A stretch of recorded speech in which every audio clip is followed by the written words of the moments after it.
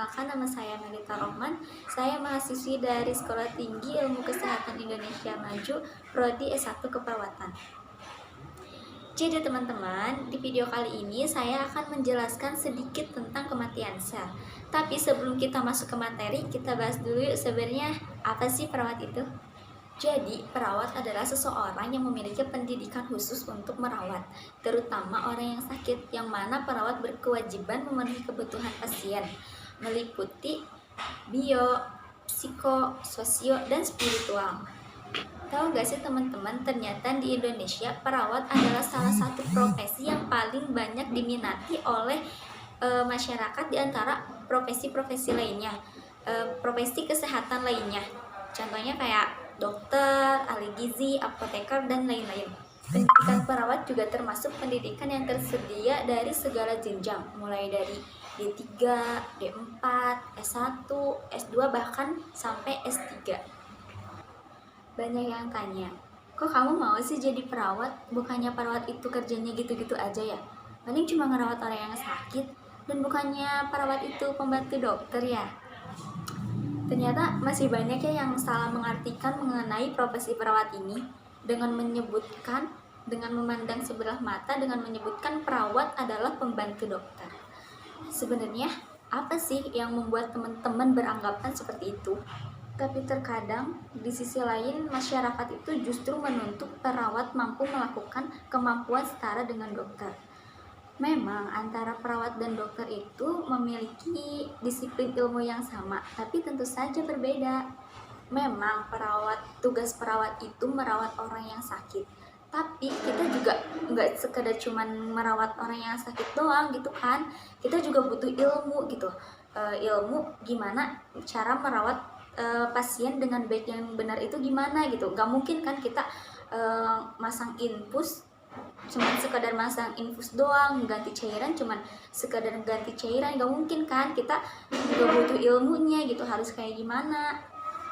Namun sebenarnya tidak perlu adanya perbandingan antara perawat dan dokter, sebab dibutuhkan kerjasama atau kolaborasi di antara kedua profesi tersebut demi memberikan pelayanan kesehatan yang baik kepada pasien, di mana dalam berkolaborasi masing-masing tenaga kesehatan tersebut sudah mengetahui kemampuan dan ranah kerjanya untuk mencapai tujuan bersama, yaitu kesembuhan pasien. Begitu teman-teman. Tahu nggak sih teman-teman, ternyata bukan hanya dokter aja loh yang ada pendidikan spesialisnya. Nah, keperawatan pun ada, setidaknya ada 5 jenis pendidikan spesialis dalam keperawatan. Contohnya seperti keperawatan anak, keperawatan jiwa, keperawatan komunitas, keperawatan maternitas, dan keperawatan medikal bedah. Selain pendidikan spesialis, ada juga sertifikasi untuk perawat sehingga memiliki keahlian khusus, keahlian tertentu yang disebut perawat keahlian khusus. Nah, jadi gitu teman-teman. Jadi sekarang sudah ya membahas mengenai perawatnya. Sekarang kita lanjut aja ke materi.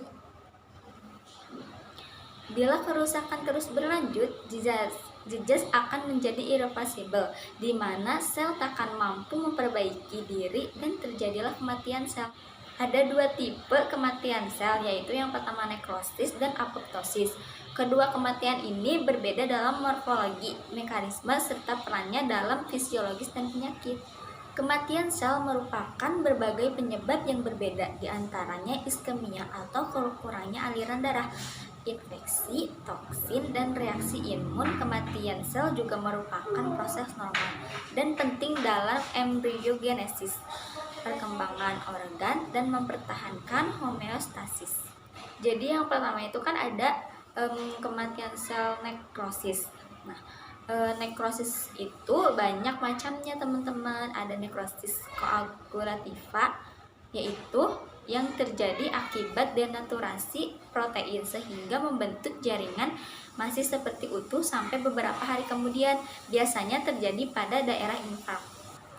Dan yang kedua ada nekrosis likuefaktif, yaitu yang terjadi akibat infeksi dan akumulasi dari leukosit dari jamur sehingga ada pus. Yang ketiga ada nekrosis gangrenosa, yaitu nekrosis terjadi pada jaringan yang kehilangan aliran darah. Biasanya terjadi pada pasien DM. Dan yang keempat ada nekrosis kaseosa, biasanya terjadi pada pasien TB paru.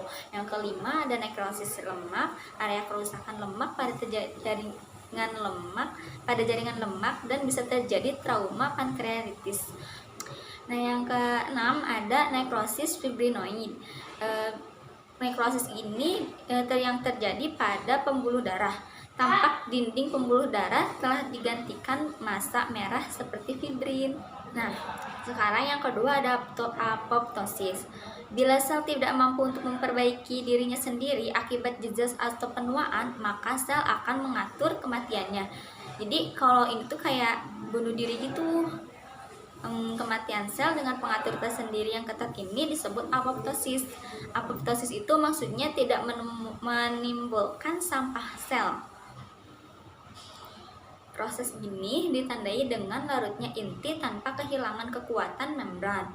Pecahan sel hasil apoptosis difagosit oleh makrofag. Nah, untuk apoptosis ada dua jalur pathway. Yang pertama intrinsik dan yang kedua jalur ekstrinsik. Jalur intrinsik itu adalah sel yang mengalami injury. Injury itu jejak atau kerusakan dikarenakan DNA yang kurang baik karena radiasi toksin atau radikal bebas dan lain-lain. Sedangkan jalur ekstrinsik itu bisa terjadi karena adanya sitoksin, tumor, nekrosis, vas, dan adanya TNF reseptor. Mungkin segitu saja yang bisa saya jelaskan, kurang lebihnya mohon maaf. Mohon maaf bila ada kesalahan kata atau kekurangan-kekurangan lainnya. Wabillahi taufiq wal hidayah. Wassalamualaikum warahmatullahi wabarakatuh.